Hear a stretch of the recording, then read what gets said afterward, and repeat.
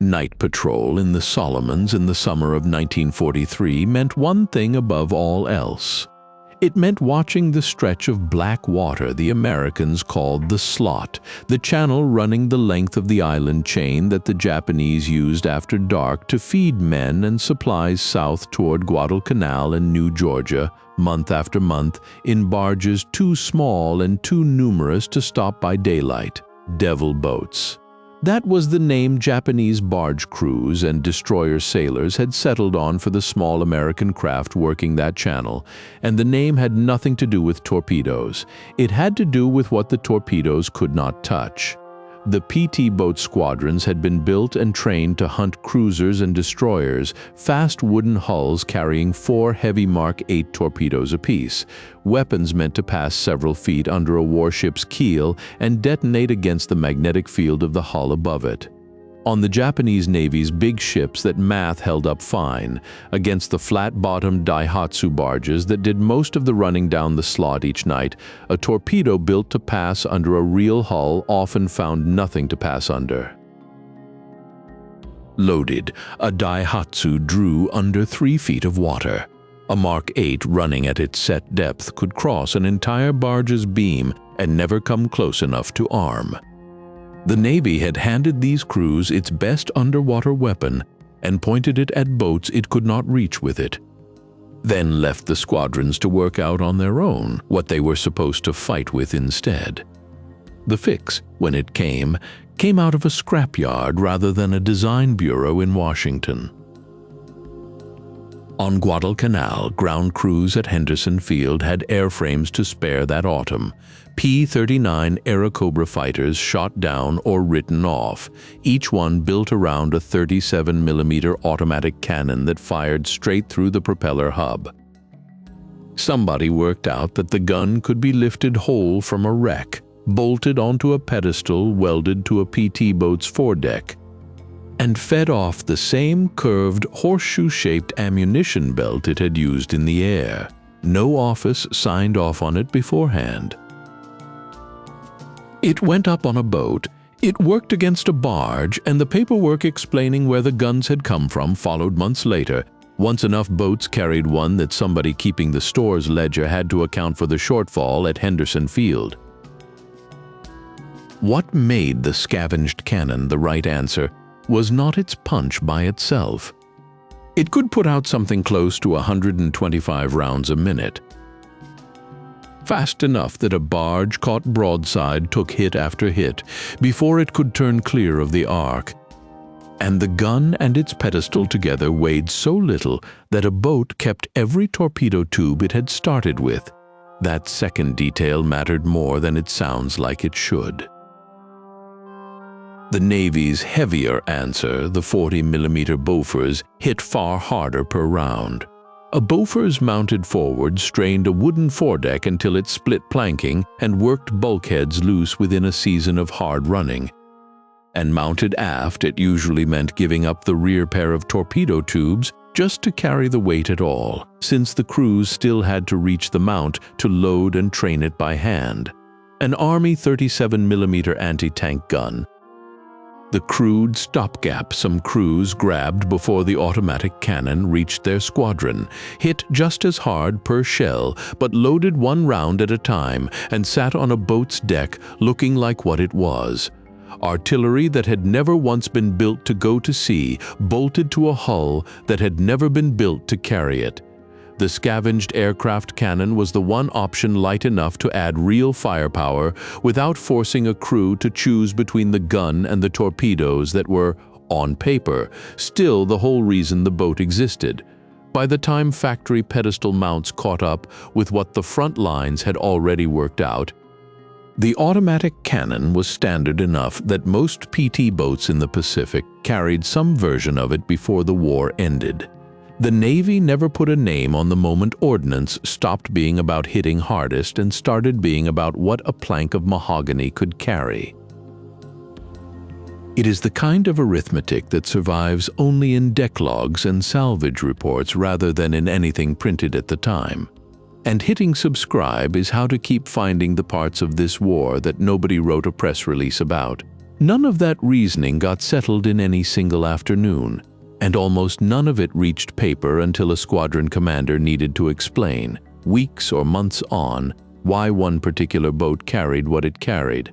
125 rounds a minute is the kind of figure that ends an argument about deck space before anybody has to hold the argument out loud.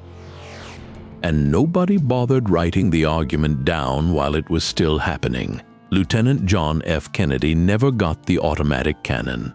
His boat, PT-109, running out of a forward base on Rendova through the middle of 1943, carried the older stopgap instead, an Army 37mm anti-tank gun that Kennedy had bartered for off a unit on the beach. What exactly changed hands for it does not survive in any account.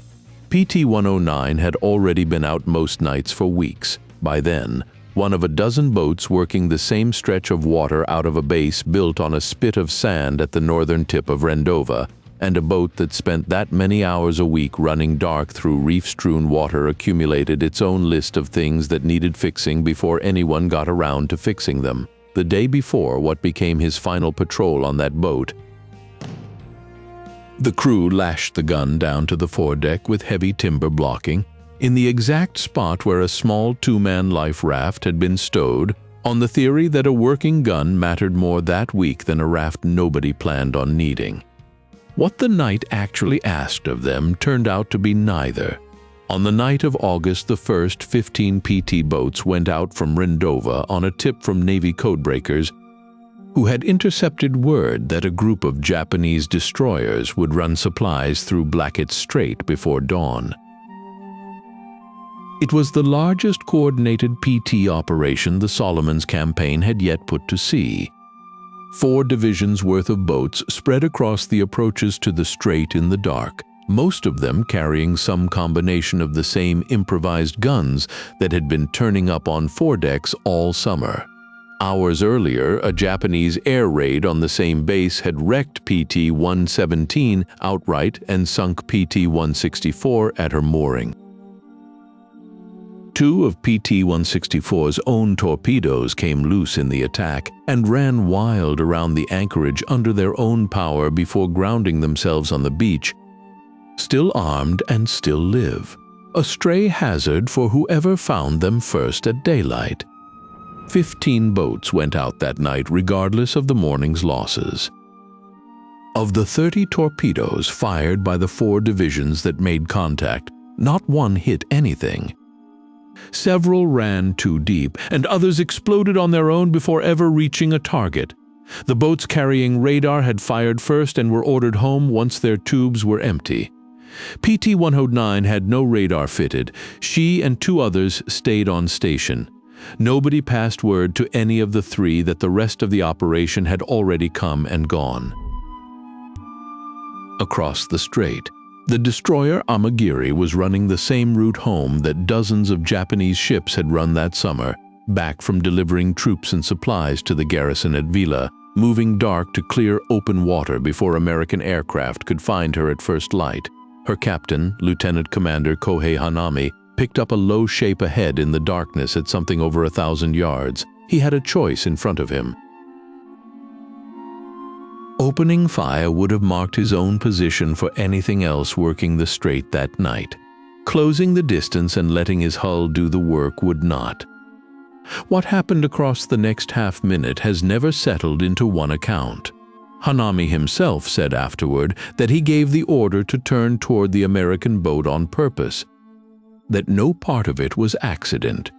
His own executive officer, an officer named Yamashiro, told a different version for years afterward, insisting the order given was to turn away, and that whatever followed was bad visibility meeting a moonless night rather than intent. No deck log survives from that bridge to settle which man remembers it straight. And both were standing close enough to have heard the same order given.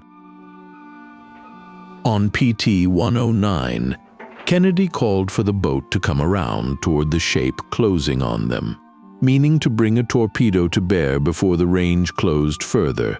He sent Ensign George Ross forward to the anti-tank gun. Ross never got a shell seated in the breech. Amagiri's bow came out of the dark at speed and cut the PT boat in half, and the fuel in her ruptured tanks lit the water behind her. The gun that had cost them the life raft never fired a shot. Two men, torpedoman Andrew Kirksey and machinist's mate Harold Marney, were never recovered from the wreck. The heavy timbers that had held the anti-tank gun to the deck came apart in the collision and stayed afloat. The 11 survivors kicked them, along with a plank torn loose from the hull, across nearly 4 miles of open water toward the nearest uninhabited island, towing a badly burned engineer between them the whole way. Most of an afternoon spent in the water before anyone touched sand. The Navy's own report on the loss went through channels the ordinary way afterward. Filed like any other, whatever remained of the anti-tank gun itself went down with the forward section of the boat, and it is not mentioned again in any account of what came after that night. Rescue reached the survivors 5 days later, an Australian coast watcher on a nearby island. One of the small network of men left behind to report enemy movement by radio spotted wreckage and organized native scouts to carry word to the nearest American base by canoe. The boat that came out to collect the survivors was PT-157, one more hull number in a squadron already running more improvisation than the Navy's own stores manuals had ever accounted for. Years afterward, long after Kennedy had left the Navy for elected office, a letter reached him from a farming village in Fukushima Prefecture. Kohei Hanami had written to say he had only just learned whose boat his ship cut in half that night, and the two men corresponded for a while after that, a former destroyer captain and a man now sitting in the United States Senate, neither of them changing a single fact about what had happened in the strait between them. By October, on the island of Tulagi, Kennedy had a new command waiting for him. PT-59 came out of the yard with all 4 of her torpedo tubes gone, her depth charges gone with them, and 2 40mm Bofors mounted fore and aft in their place, rebuilt into a dedicated gunboat with almost nothing left of the torpedo craft she had started life as. It settled the argument between firepower and hull weight by choosing a side instead of splitting the difference. The officers who signed off on the conversion noted not long after that the added weight had probably been more than a hull that size should carry even so.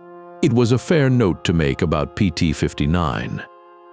It would have been just as fair a note about the boat that never lived long enough to carry the compromise version at all. Nothing about the anti-tank gun on PT-109's bow ever resolved on its own terms. A unit on the beach traded it away for something no record kept. A crew lashed it down with lumber meant for a life raft, and it rode through one routine patrol and then one chaotic one, having done nothing it had been put there to do.